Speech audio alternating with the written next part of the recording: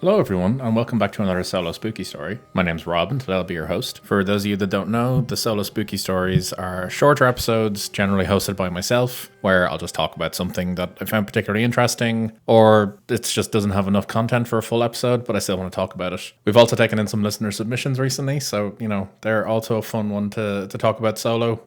Sometimes it's just more interesting that way. But yeah, I hope you're all keeping well whenever it is that you're listening to this. As of recording, it is now 2025, so I'd just like to wish you all a happy new year, wherever it is that you're again listening to this, and that 2024 was a decent enough year for you, and that 2025 will be even better. I know for us, myself and Suze in the podcast, 2024 has been a great year for us. We've had a pretty great year with the podcast. We kind of got quite a few new listeners, which was great. We've got some fans, people that we actually chat with frequently enough each week. They'll kind of comment on things and would kind of get to know them. So, it's been great. And we also had some great opportunities to collaborate with people. The No Bodies podcast obviously was amazing to talk with them. And then the Beer Ladies later on in the year. And then we've also had friends of the show as well. Kieran was great, and Dara as well. So it's been a fun year. There's been lots of collaborations, lots of fun. And, we have some more plans for 2025. We kind of want to expand more on the collaborations. We want to take in more listener submissions, and we may or may not have some pretty solid plans for some more on-site investigations, so kind of watch this space. But yeah, if you've any suggestions for episodes that you'd like us to do, or creators that you'd like us to reach out to maybe collaborate on, please do let us know. Or if you're a creator yourself, or you've got your own project that you'd like us to talk about, please do let us know. We'd love to take part in whatever it is that you're doing. We as you'll know, we read out some short stories, we narrated them later in the year, and that was so much fun. We really enjoyed that. So if you have any ideas like that in mind, get in touch. We'd love to chat. But with that, we will delve into today's episode. So there's been a lot of UFO stories recently, and as you all know by now, I do love a UFO story, love a good alien sighting, big fan, and there are more to come soon enough. But for those of you that aren't so in with the UFOs, I thought, let's go classic. Let's go for a ghost story, particularly around this time of the year. A good ghost story is great crack. So I thought, let's go for a reasonably famous ghost story, and we'll talk about it. So today we are talking about the Brown Lady of Raynham Hall. And firstly, I just want to say, such an unfortunate name, because the Brown Lady describes a woman in a brown dress, and the childish part of me just giggled when I heard it. So I had to kind of laugh through that. But yeah, so this apparition, this sighting, it's pretty famous actually. It kind of early 20th century sightings, they kind of, I suppose, grabbed the news at the time and kind of became quite popular. This takes place in the 30s, and we'll get more into it. But at the time, as we talked about in previous episodes, spiritualism was quite popular at this point. People were very interested in the afterlife and, what's to come after all of this, and are ghosts real, or more importantly, how do we communicate with them, really was the main focus. So it was kind of almost more of a societal acceptance by more people that ghosts are in fact real, and it was just, how do we communicate with them. But yeah, this case today is no different. So just to give some background on Raynham Hall. So Raynham Hall is a 17th century mansion located in Norfolk in England. And this basically just gives off a bang of aristocracy about it. There's no other way to put it. When you look at this, you know who lived here. Really, there's no kind of room for judgment there, or misjudgment, I suppose. Basically, if you picture Downton Abbey, you've pretty much got this on the head. So it's this grand 17th century mansion located in Norfolk. And I've actually seen some people describe it online as somewhat of an architectural marvel. I don't know why. I'm not particularly versed in architecture, but I'll take it as I saw it described. So, I'll give it its dues. It's an architectural marvel, apparently. And not only is it known as a grand house, but also it's famous for a pretty popular ghost story, which is what we're talking about today. So the legend of the Brown Lady is said to be this spectral figure that haunts the hall. And it's kind of intrigued and terrified visitors for centuries, allegedly. But the specific kind of more known sightings take place in the 1930s, and that'll be kind of the focus of what we talk about today. But before we get into that, I'll just give some background on Raynham Hall and everything about it. So Raynham Hall was built in 1622 by Sir Roger Townshend, and it's actually remained in the Townshend family for generations. So the hall's rich history is intertwined with all the usual that you'd expect: tales of love, betrayal, tragedy, all of them. Everything that comes with British aristocracy. And one of its most notable residents was Lady Dorothy Walpole. She was the sister of Sir Robert Walpole, who was Britain's first Prime Minister, which I just thought was pretty interesting. And Lady Dorothy married Charles Townshend, who was a man known for his jealousy and temper. And according to legend, Charles discovered that Dorothy had allegedly been cheating on him, and in a fit of rage, he imprisoned her within the confines of Raynham Hall, which is a classic story, not at all toxic in any way. And she is said to have unfortunately passed away in 1726 under what I will describe as mysterious circumstances, possibly due to maltreatment or neglect. So yeah, basically this piece of shit husband locked her up effectively, and she died a few years later. And it's Lady Dorothy's fate in particular that's kind of given rise to the haunting myth around the Brown Lady, and some people have actually speculated that it's her that is in fact haunting the place, which, to be fair, I would totally get. Like if I was her, I wouldn't want anyone to be happy there after my experience. But at the same time, do you really want to be haunting the place that you got locked up in? It's kind of a question I've asked myself recently, watching some videos and things like that about like haunted prisons and all. And like ghosts hanging around in prisons allegedly after they've died there. Like if you have a choice, do you really want to go back to the place and haunt that you were actually locked up in? I don't know. Not sure if I had the choice what way I'd go, but I'm pretty certain it would be,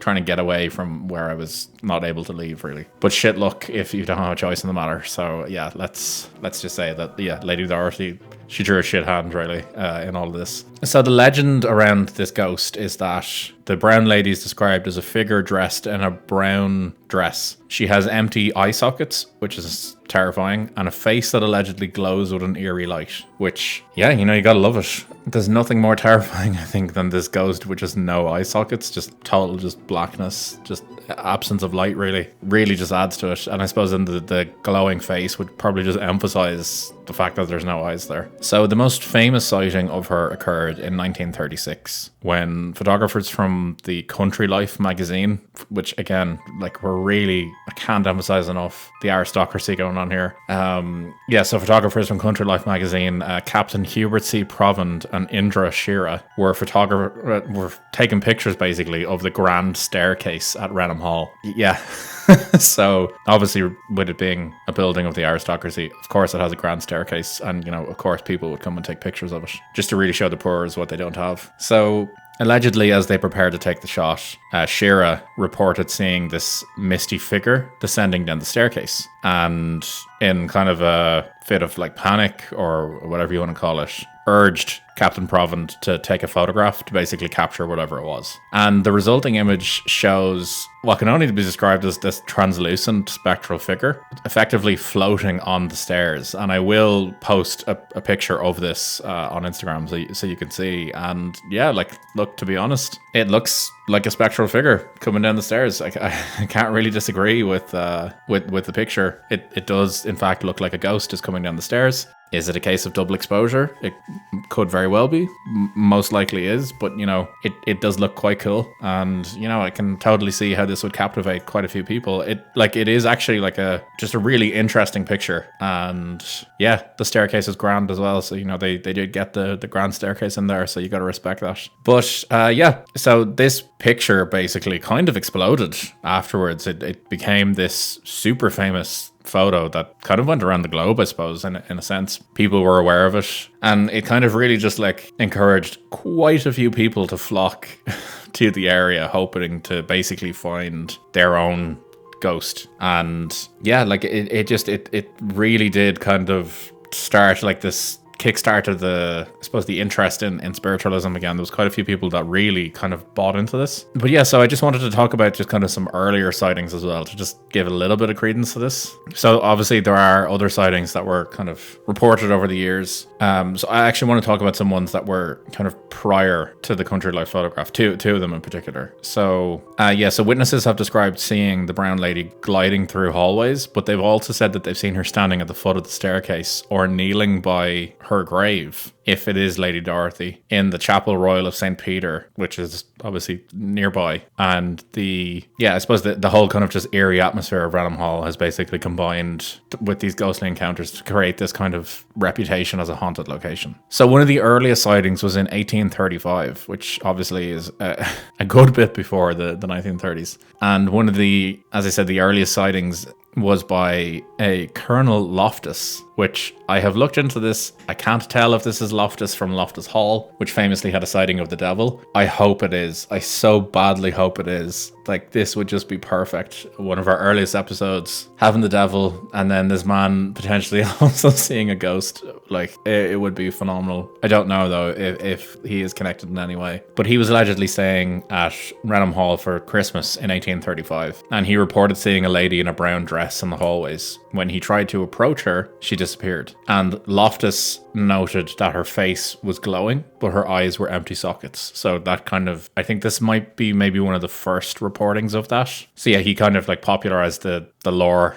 I suppose, around her having no eyes and a glowing face. And then flash forward to a year later in 1836, Captain Frederick Marriott, who was a British Royal Naval officer and an author, he also had a pretty close encounter with this ghost. And the thing about this captain, which I actually just found really cool, and it's just kind of a bit of a aside, is that he was actually a friend of Charles Dickens, who, obviously very famous author, but I just found it very interesting. But it said that Marriott had heard about this ghost from the year previous with Loftus, and he decided that he was going to spend the night in the most haunted room of Raynham Hall, and was basically going to prove his theory that the haunting was being caused by something that he could explain. And his theory was that, I don't know where he got this theory from, but his theory was that it was local smugglers who were coming into the house at night to basically keep people away from the area.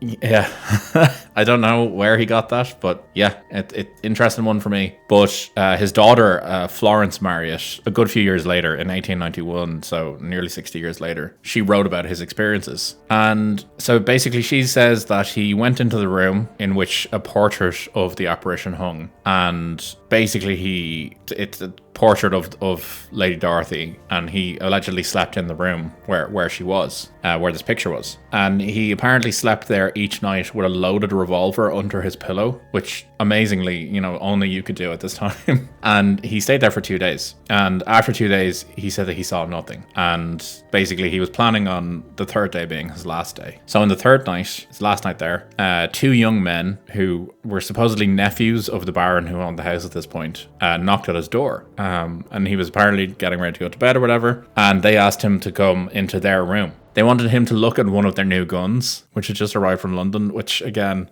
yeah, different time. But I suppose this dude was a naval officer, so it makes sense. I suppose he would have opinions. But yeah, he obliged and was like, yeah, okay, no problem. He was basically going to go into their room and decided to bring his revolver with him. And yeah, so he went into their room, had a look at the gun, basically, said like, yeah, looks good, whatever, nice gun, whatever it is you say about guns. And yeah, they started laughing then about, now that they also would now have a gun that they could have with them in case they met the brown lady. And they all apparently laughed about this. So yeah, he was kind of joking about this for a while, and they were just having a chat, and eventually started the call of the night. So as all the lights had been extinguished at this point, he decided to go back to his room, and yeah, basically he had enough. So as he was standing in the corridor, he claimed that he saw the glimmer of a lamp coming towards him from the other end. And one of the nephews, one of the Townsends, said, oh, it's just one of the ladies going to visit the nurseries, don't worry about it. And that basically was like, it's grand, don't worry. But he says then that this woman started approaching them, coming kind of nearer and nearer. And as she drew closer towards where he was, he nipped in behind one of the outer doors because he says that he wasn't dressed modestly enough. So he kind of stepped in behind the door to let this woman pass. And as she was passing, he looked through the kind of the gap in the door and basically to kind of see who it was. And he immediately recognized, allegedly, the figure that was walking past him as the portrait of the brown lady, Lady Dorothy. So at this point then, in true old fashion, he pulled out his revolver, demanded that the ghost stop and give him the reason why she was present there, and basically demanded to know why she was haunting the building. He then says that she turned around to face him and brought her a lamp that she was carrying up towards her face to show, as was described, a grin in a malicious and diabolical manner at him. He was apparently so outraged by this that she was basically goading him, that he decided to basically spring into the corridor past the door, draw his revolver, and then shoot her in the face. So allegedly the figure disappeared immediately after this because, Ghost clearly has got the message, you're not wanted here. So he shoots her in the face, she disappears, and then, basically the bullet passed right through her and went into the door of one of the rooms on the opposite side of the corridor. It lodged there, and he apparently went to bed, slept as you do after you just shot a ghost, I suppose, and that was it. He called it a night. Next day, packed up and left, which... you really got to give it to them. The man saw his opportunity, literally saw his shot and took it. So, it's, I suppose, respected it a little bit. But then just to also say then over the years, various guests and also servants who worked at Raynham Hall, because there would be servants naturally, they've reported seeing the brown lady themselves. Common experiences have included kind of cold spots, the feeling of being watched, and fleeting glimpses of a woman in a brown dress. Some guests have also said that they heard unexplained footsteps and often whispers in the hallways as well. So, the classic ghost stuff there. But that kind of concludes the brown lady story. A really cool, just classic ghost story, I suppose. It kind of checks off all the boxes, haunted mansion, this old-timey woman dressed up in a dress. Got a story of a man shooting her. All the classic hallmarks of a ghost story. But it's super interesting. As I said, the picture is very interesting itself. It most likely is some sort of double exposure, I would imagine. But if it isn't, it's a pretty cool photo of a ghost. And, I'd like to think that's the better option. It's the funner option, I suppose, that an actual ghost is captured on camera. But I hope you've enjoyed this one. I'd love to hear your own thoughts on this because it's a pretty cool story. And, the picture is quite interesting as well. And I will post the picture, as I said, on Instagram. Speaking of, you can find us on Instagram at the Spooky AF Pod. You can get us at Gmail at the Spooky AF Podcast at gmail.com. We're also on Threads at the Spooky AF Pod. And we're also on YouTube. So, if you want to listen to our videos, our episodes in the background via video, that's there as well. And I hope whenever it is that you're listening to this, you've had a good time. And, as I said at the start, you've had a good new year, good holiday period. And we'll catch you in the next one. Take it easy, guys.